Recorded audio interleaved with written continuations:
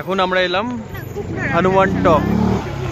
একটা হনুমান মন্দির আছে অনেকটা উপরে, রাস্তাটা অনেকটা উঁচুতে, মানে নাথুলা যেতেই রাস্তাটা পড়ে চেক পয়েন্টের একটু আগেই, চেক পয়েন্টের একদম গায়ে, ওখান থেকে উপরে উঠে যেতে হয়। তো এখানে উঠছি, তোমাদেরও দেখাবো, দাঁড়াও দেখাচ্ছি তোমাদের। শু স্ট্যান্ড দেখতেই পাচ্ছ, এখানে জুতো রেখে তারপরে যেতে হবে ভেতরে। এই যে পুরো গার্ডেনের ভেতর দিয়ে সিঁড়ি দিয়েও যেতে পারো আর ওই পাশ দিয়েও যেতে পারো। চলো যেটা দিয়ে পছন্দ।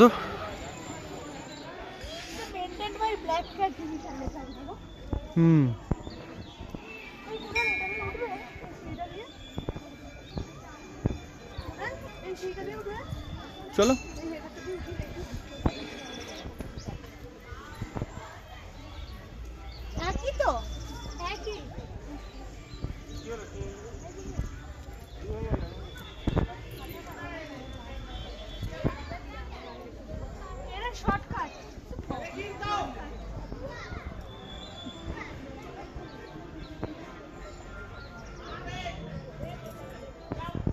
দেখো গাইস, দেখাচ্ছি।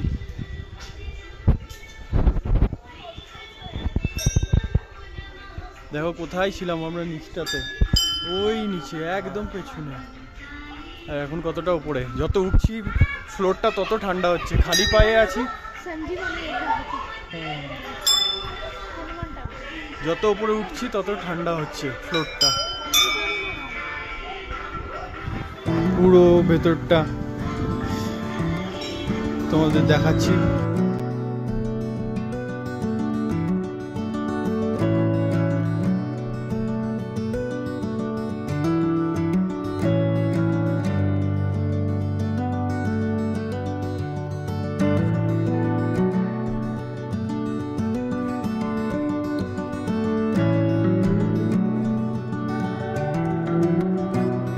এই জায়গাটা এত সুন্দর, আমার খুব প্রিয় এই জায়গাটা। মানে এর আগে আমি গ্যাংটকে এসে একবারই এসেছি এই জায়গাটাতে, দারুণ, আমার খুব ভালো লাগে এই জায়গাটা।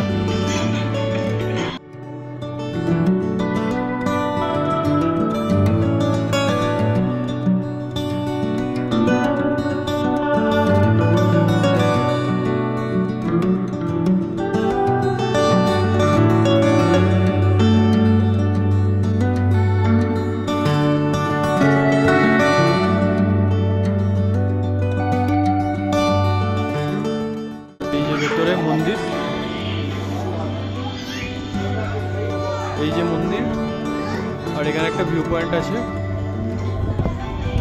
এর ভেতরে আমাদের ফটো তুলতে দেবে না, তাই জন্যে যাওয়া, ভেতরে ক্যামেরা নিয়ে যাওয়া পসিবল নয়। আমরা এই মন্দিরটার ভেতরে ঢুকেছিলাম, দাঁড়াও বসি বলছি। পেছনেও একটা মন্দির আছে, তো মন্দিরের ভেতরে তো ফটোগ্রাফি অ্যালাউ নেই, তাই জন্যে আমরা ভিডিও করতে পারলাম না।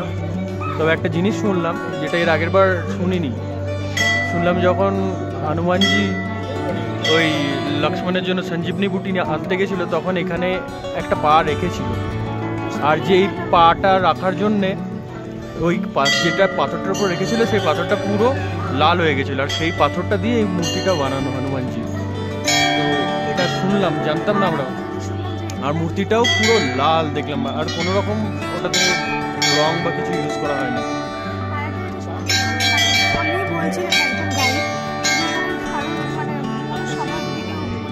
মন থেকে যদি কেউ কামনা করে সেটা পুরো হবে।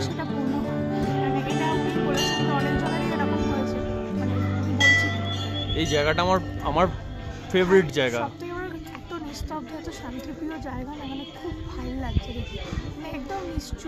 এখন তো অনেক ভিড় হয়ে গেছে, তবে আমরা এর আগে এসেছিলাম তখন অনেক ফাঁকা ছিল। তোমাদের দেখাচ্ছি আরো, সব জায়গাটায় তো ফটোগ্রাফি অ্যালাউ নেই, তাই দেখাতে পাচ্ছি না। যেগুলো আছে সেগুলো দেখাচ্ছি। দেখো ভিউটা খালি,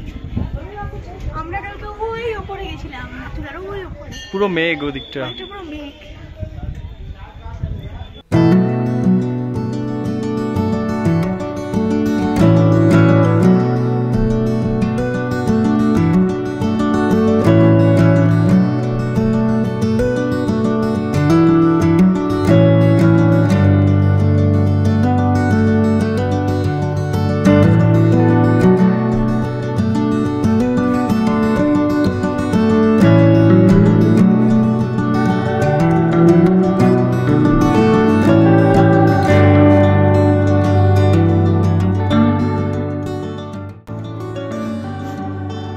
এখানে একটা ছোট গার্ডেন টাইপের আছে এদেরই,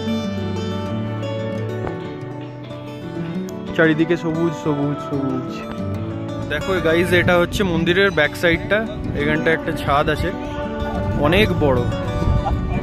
এটাতে অনেকজন বসে আছে, সিট আছে, বেঞ্চ আছে, আর হাওয়া দিচ্ছে ঠান্ডা। দারুণ ভিউ এখানে। তো এই ছিল আমাদের হনুমান মন্দির, হনুমান টক যাই বলো। দারুণ জায়গাটা, যেতে ইচ্ছা করছে না, অলরেডি অনেকটা লেট হয়ে গেছে এখানেও। এখন বাজছে 3:45, জানি না আর কটা ভিউ পয়েন্টে যেতে পারবো। চেষ্টা করছি যত তাড়াতাড়ি কভার করার, চেষ্টা করলেও কিছু লাভ নেই, কারণ সেই দেরি হয়ে যাচ্ছে। যেখানেই যাচ্ছি ফটো তুলতে, ঘুরতে, এ করতে সব দেরি হয়ে যাচ্ছে। তো এখন এখান থেকে এক্ষুনি লাগলো দেখেছো, তো এখান থেকে এখনই বেরিয়ে যাব। বেরিয়ে গিয়ে তারপরে হয়তো গণেশ টক যাবো, তারপরে তারশি ভিউ পয়েন্ট, এই দুটো। তাও জানি না তার লাস্ট অবধি, এই সরি বনঝাকরি ফলস, তো জানি না বনঝাকরি ফলস খোলা থাকবে কি না। যত তাড়াতাড়ি সম্ভব চেষ্টা করছি বেরোনোর। তো চলো বেরিয়ে আবার নেক্সট ভিউ পয়েন্টে দেখা হচ্ছে। তো গাইজ, এখন আমরা যাচ্ছি গণেশ টকে। হনুমান টক থেকে এলাম, কিন্তু এখন মাঝখানে একটা টেনশন হয়ে গেছে। সেটা হচ্ছে যে কালকে আমাদের রিটার্ন এখান থেকে, আর এখন শুনছি যে হাইওয়েটা বন্ধ, কালকে বন্ধ করবে, কারণ হাইওয়েতে ল্যান্ডস্লাইড হয়েছে, তার জন্য কিছু কাজ হবে, হাইওয়েটা সারাবে।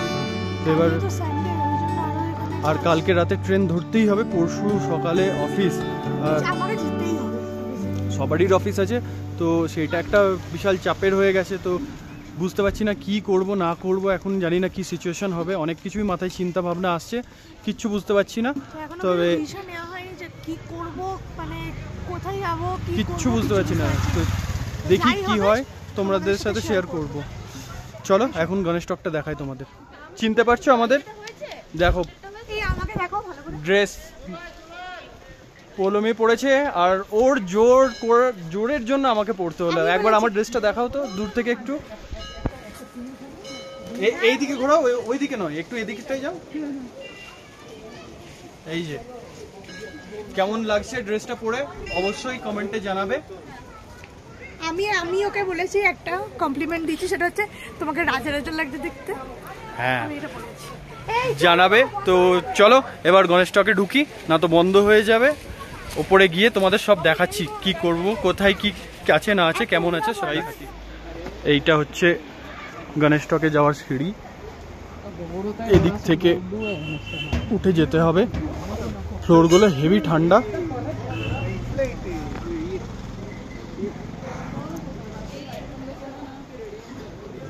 চলো তোমাদের দেখাচ্ছি। এখানে একটা গিফট শপ দেখতেই পাচ্ছ।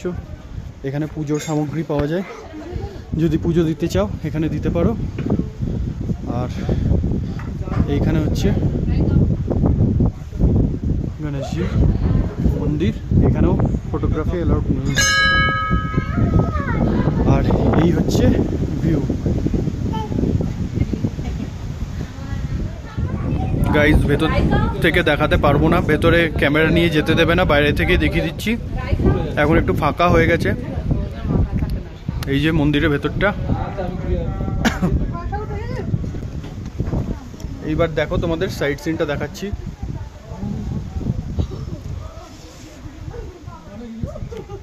এইখানে দেখো একটা শিব মন্দির আছে, শিবের মাথায় জল ঢালতে পারবে।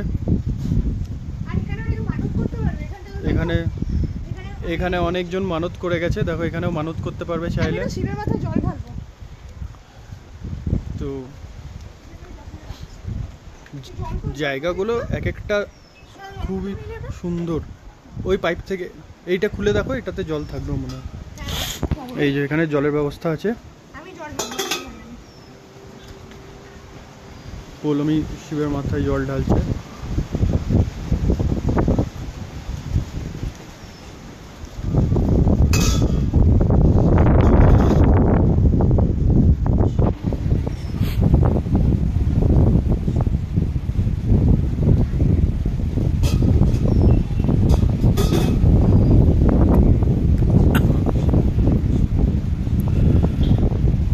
চলো এদিকটাও তোমাদের দেখাই। এদিকে এখানে যজ্ঞ হয়, এই দেখো যজ্ঞের সব জায়গা করা আছে। এই জায়গাগুলো এত সুন্দর, এত ভালো লাগে না, মানে না আসলে এই জায়গাগুলো ফটো যতই ভালো ফোন হোক বা ক্যামেরা হোক কিছুতেও সেই নিজের চোখে যেটা সামনে থেকে দেখা সেই ফিলিংসটা কিন্তু দেখো খালি। এত দারুণ জায়গা, এত দারুণ, আর পুরো ঝড়ের মতো হাওয়া দিচ্ছে, ঝড়ের মতো, খুব ভালো লাগছে। মানে হনুমান টক, গণেশ টক, এই জায়গাগুলো খুবই খুবই ভালো লাগে। আর এই এখানে একটা গিফট শপও আছে। গিফট শপটা তোমাদের সেই একই রকমের জিনিস আছে গিফট শপে। তো যদি ঢুকি তাহলে তোমাদের দেখাচ্ছি।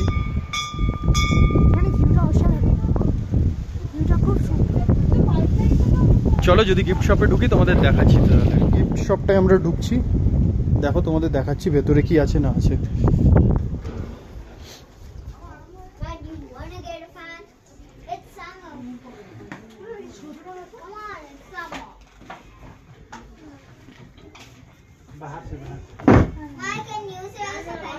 তো এই ছিল আমাদের গণেশ টকের ট্যুর। তারপর এখন তো হয়ে গেছে রাত অনেক, মানে রাত হয়নি তবে অনেকটাই সন্ধ্যা হয়ে গেছে। তো আর মনে হয় না কোনো সাইট সিনে যেতে পারবো। তার উপর তোমাদের বললাম যে গাড়ির ওইটা একটা প্রবলেম হয়ে গেছে, রাস্তায় কালকে কাজ হবে, তো কী হবে, কাল বাড়ি ফিরবো কী করে, সেটাও একটা, ট্রেনেরও টিকিট কাটা আছে, সেটাও একটা চাপ হয়ে গেছে। তো বুঝতে পারছি না কি করব না করব।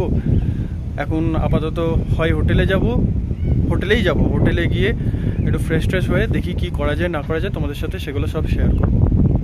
তো হয়ে গেল আমাদের গণেশ টকও ঘোরা, এই যে দেখতে পাচ্ছ। এবার হোটেলেই যেতে হবে, তো হোটেলে যাই, তারপরে দেখছি কি করা যায়। গাইস ওখান থেকে বেরিয়ে এখানে একটু চা খেতে দাঁড়ালাম। এই যে ওই যে পেছন থেকে চিৎকার করছে জাসমিন টি। তো এই যে এখানে দাঁড়িয়েছি, দেখাচ্ছি তোমাকে কোথায় দাঁড়িয়েছি, এই যে। তো এখন এখানে চা খেয়ে বেরোবো, তারপরে কি হবে কিছু জানি না, দেখছি কি করা যায়। তবে একটা হিন্ট দিয়ে রাখছি, হয়তো আমরা এখান থেকে দার্জিলিং বেরিয়ে যাব, সেটাও জানাবো, এটুকু জাস্ট বলে রাখলাম। চলো চাটা খেয়ে নিই ঝটকালি। হোটেলে ঢুকছি, আর খবরটা হচ্ছে যে কালকে রোড খারাপ, রাস্তায় ধস নেমেছে, ওই জন্য রাস্তা সারাবে, তার জন্য আমরা আজকে রাতেই এখান থেকে দার্জিলিং বেরিয়ে যাচ্ছি। তো রাত্রেবেলায় দার্জিলিংয়ে স্টে করব, তারপরে ওখান থেকে কালকে ব্যাক টু হোম, বাড়ি। তো এই ব্লগটা আজকে এখানেই শেষ করছি। এখন গিয়ে প্যাকিং করতে হবে, টাইম বেশি নেই, এখন অলরেডি বাজছে 7:40, আর আমাদের 8:30টার সময় গাড়ি আসবে। 8টার সময় গাড়ি এসে আমরা ওখানে পৌঁছতে ধরো 4 ঘন্টা তো লাগবেই, মোটামুটি 1টা বাজবে। এবার তারপরে আমরা শুধু রাতটুকু থাকবো, সকালবেলায় আবার 12টার সময় চলে যাবো। নাহলে এখান থেকে ঘুরে যে যদি শিলিগুড়ি যাই, মোটামুটি বলছে 7-8 ঘন্টা মতো লাগবে। এবার অতক্ষণ জার্নি আমার উপর প্রেসার হয়ে যাবে, আমার শরীর খারাপ হয়ে যাবে। তো যাই হোক, তোমাদের যদি ব্লগটা ভালো লেগে থাকে তাহলে অবশ্যই লাইক, কমেন্ট, সাবস্ক্রাইব করবে। দার্জিলিং যাচ্ছি সেটারও একটা ব্লগ আসছে, আর দেখি দার্জিলিংয়ে যদি টাইম পাই তাহলে সেখানেও যদি কিছু ঘুরতে পারি, বেশি কিছু হয়তো পারবো না, যেটুকুই পারবো সেটা তোমাদের দেখাবো। হ্যাঁ, আমাদের কালকে রাতেই ট্রেন। তো চলো এখানেই শেষ করলাম, দেখা হচ্ছে খুব তাড়াতাড়ি। ততক্ষণ অবধি সবাই ভালো থেকো, সুস্থ থেকো, অবশ্যই লাইক, কমেন্ট, সাবস্ক্রাইব করো। টাটা।